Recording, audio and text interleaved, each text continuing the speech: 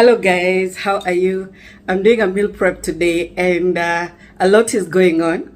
I've been prepping for some time and I wanted to do this with you. My name is Nduts or Auntie Wamaju, and today somebody asked me a question whether we get everything that we need for Kenyan meals, and yes we do. I've been in the process for a while now of incorporating the meals that I found here, like the other day I made cabbage with sausage, a very southern meal, and then I served it with cornbread. We loved it. So a lot of work, but let's do it.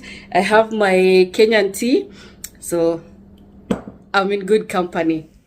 All right, guys, it's so often that I forget to ask you to like and subscribe because that's the only way you can support us.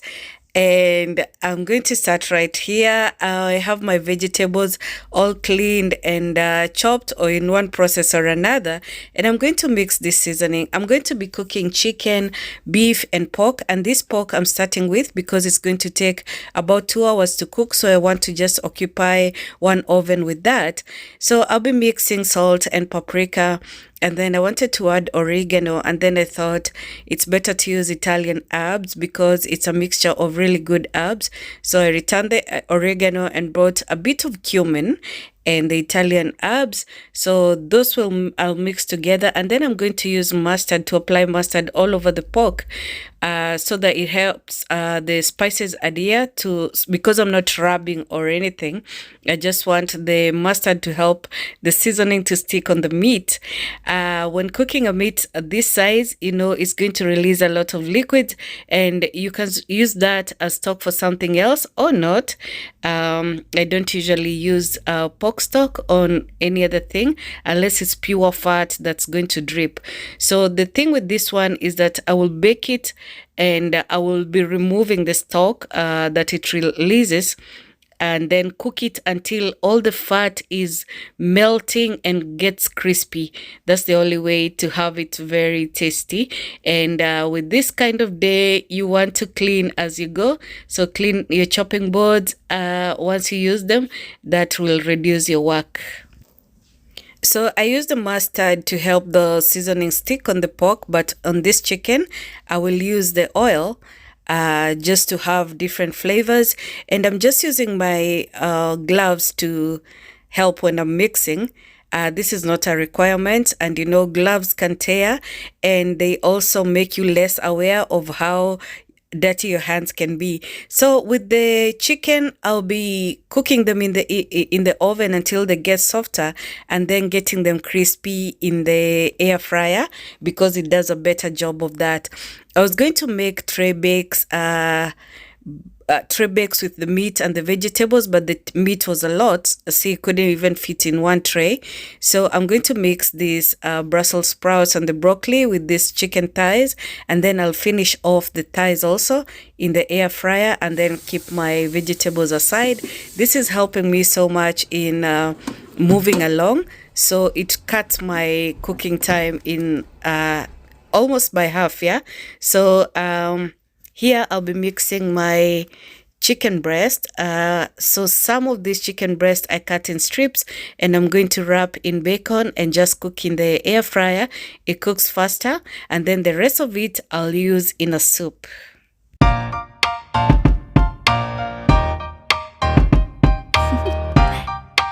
Do you want to know? Well, I've been thinking about you, and I think I have to listen because the sun is up, it's a beautiful day. My beginning will be as bright as the sun. Come, won't you come along? With this air fryer, like I explained before, it's pretty new, but it's been discoloring a lot. And then the position of this door, whenever you open and you want to pull out your meat so you can baste or something like that, the juices spill on the door and it just becomes messy. But the funny thing is that it cooks so well, and the meat cooks fast, but it cooks well and still maintains a lot of moisture. But I still collected the juice, so I'll add it in my soup or something. But then our chicken is doing okay.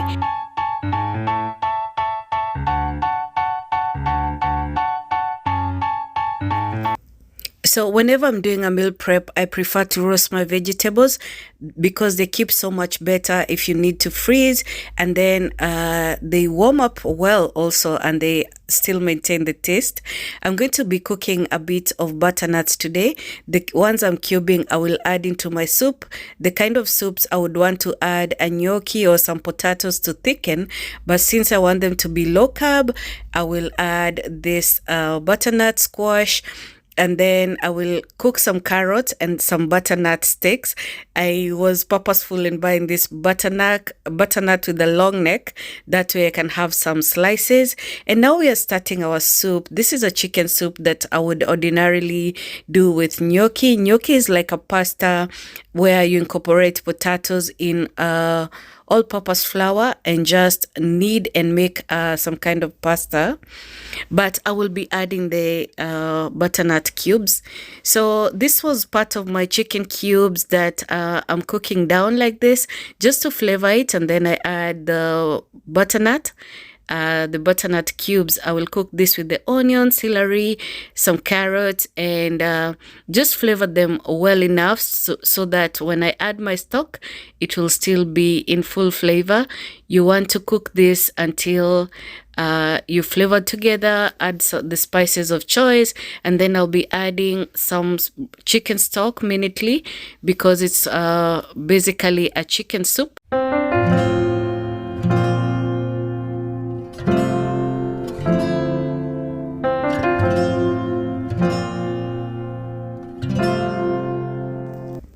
So we've added enough stock to have this going for a while, and we want to cook this soup until it reduces some, just to create more and more flavor. Soup is one of the seasonal food that we love in winter and fall and even spring. Yeah, it just works so well. We are going to add a lot of baby spinach. We want this to just cook for a little bit. This is towards the end of our chicken soup, and I added the cream because it adds to the flavor and just the texture of this soup. And of course I finish up with my parsley, a lot of parsley just for the flavor and even the look. And then we are going to freeze this soup after it cools down. This is one of the meals that goes a long way for us in this home. I'm also going to be cooking some stew and broccoli soup. I start here with the broccoli, the butternut grated, and the grated carrots too. And I'm adding the seasonings at this point, salt and pepper. And I added also some dry onions just so that I don't have to use the red onions. This works very well because it is so full of flavor. The onion is, and I'm going to add a bit of cilantro, dry cilantro. Also added my garlic cubes. I usually process this in the food processor and then I freeze it in cubes. Then it serves me for a long time. So this is broccoli and cheddar soup, but I needed to add some butternut so that it helps thicken my soup without me adding wheat or corn flour to thicken.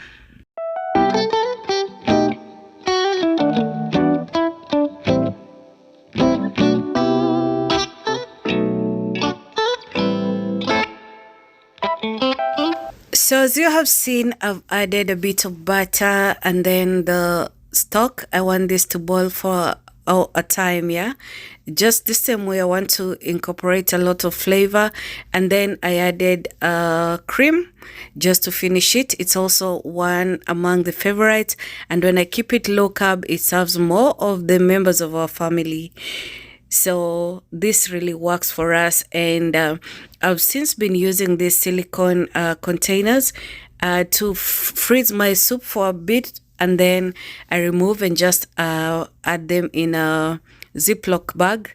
That way I have it occupying a smaller space, but I have the soup for longer unless we eat it faster. So the foods I'm cooking in this season are just the ones I know we love for sure. One of the guys really loves to have pilau, so I'm going to have ground beef pilau cooking in a short while. Most of us love the soup, especially when we are around home. For lunch, we will do a soup with a roll or something. So now let's cook the pilau, the ground beef pilau. And I'm going in with about 2 pounds of ground beef, and I'm cooking that down so it releases more oil too. And I will add garlic and some aromatics, coriander, and a bit of green pepper. I just love it in my pilau.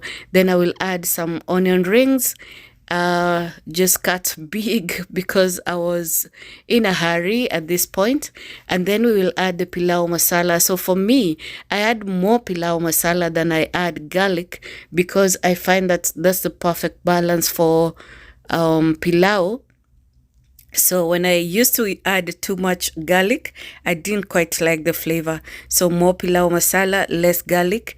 But for this amount, because I was doing 10 cups of rice, I did about 3 cubes of garlic. That would be like 8 to 10 pieces of garlic. Yeah, so I stir my rice in, and I want it to cook for some time, and then added the beef stock. And I'll cover this and leave it to cook. You of course have to check and adjust your seasoning.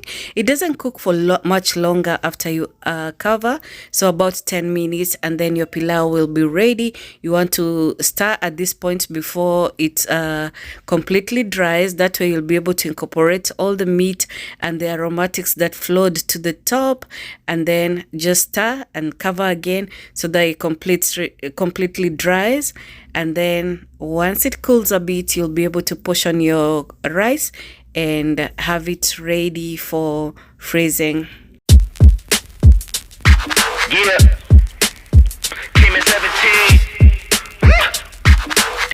So as you have seen, I made a bit of coconut rice to go with this beef stew. It goes along famously. So I'll make this beef stew. I have this really good quality meat that I bought a while ago and just had it freezing. So I'm starting with that, and I just want my garlic and onions to just flavor this beef. And of course, sometimes the protein just sets on the sides of the pan. You can just remove that. So at this point I add the oil, and I want my meat to fry with more onions so that it gets more and more flavor. There's a time I didn't used to cook with a lot of spices, so for me it was just the process. This is one stew. We won't be adding potatoes as we usually do, because I also want it to be low carb. So celery, carrots, and mushrooms. So important in this dish. It's going to be nicely thick even without some any carb or any thickening added.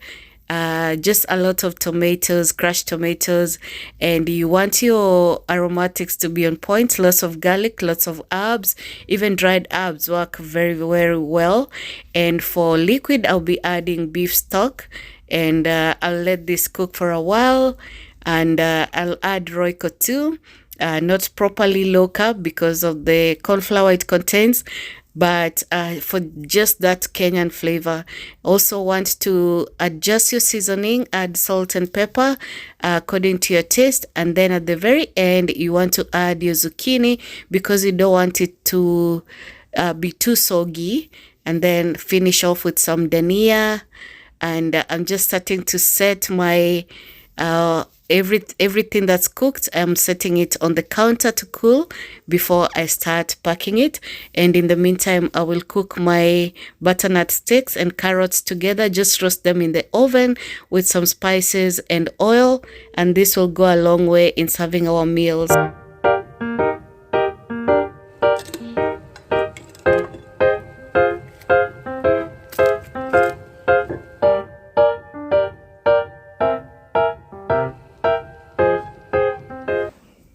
So as you can tell, it was a good idea to finish the chicken that I cooked in the oven off in the air fryer. That way it gets really nice and crispy very fast. I'm going to cook some mushroom sauce to serve tonight. This is not for keeping. This is just to serve on top of the chicken. We are going to be having whatever we like tonight from all the meals I've set on the counter, and then we will pack everything and just have it frozen, so that we will use it for the meals for this week.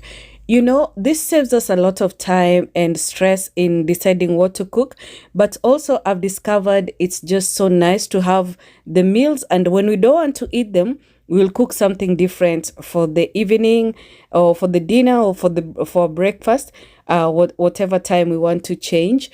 So I'm finishing off my mushrooms. I'm seasoning right now with salt and pepper and a bit of paprika, and then although it's chunky, you can just cut this in small bits and use a hand blender to make it more saucy, but I wanted mine to be just nice and chunky. I'll finish this off with some heavy cream, and it's good to add just a bit of butter. It adds to the flavor.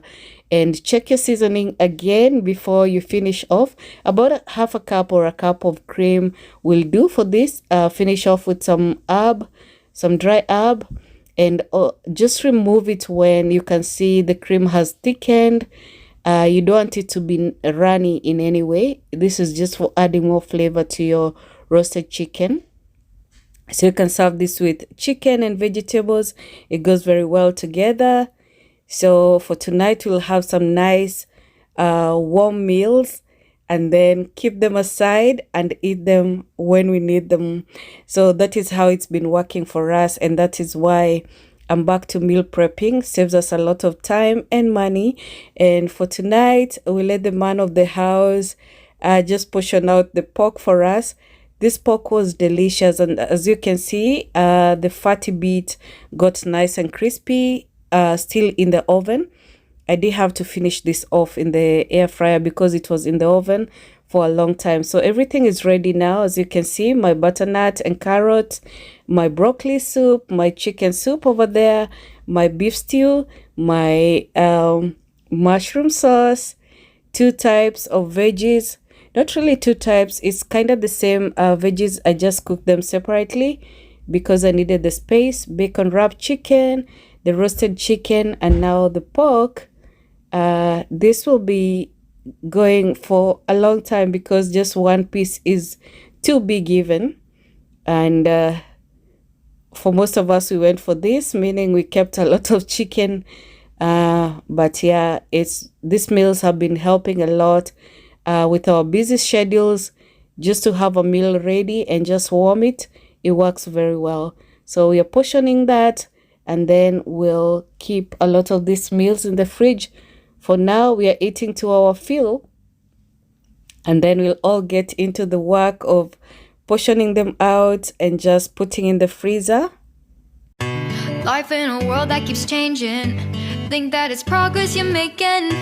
Copy and paste pretty faces all the time. Pictures so perfect we play through, only cause you set up the angle. Web that you weave got us tangled, caught in what's before our eyes. So that's the setup right there. We kept aside our soup, and this is how we save some of the soup. And then we just take out a cube. This is about 1 cup of soup, and it's just so warming and yummy in these cold evenings. Yeah, so this is how it looks. So yummy. I'd encourage you to try. And those silicone cups are really good in freezing your soup because you can freeze a lot, even meals. Yeah, and then you just remove and warm through. Each cube holds about a cup of soup, and if that's enough for you, you can have that 1 cup or have multiple. But this will work really well. And that's all for our video today. I hope it's been inspiring. Cook what you love and freeze, but you don't even have to eat it every day. Just have it ready for those busy evenings. Thank you so much for watching. I will definitely catch you on the next one, but in the meantime, I hope you enjoy what we are putting out, and let us know what you like. I'll see you on the next one. Thank you and bye-bye.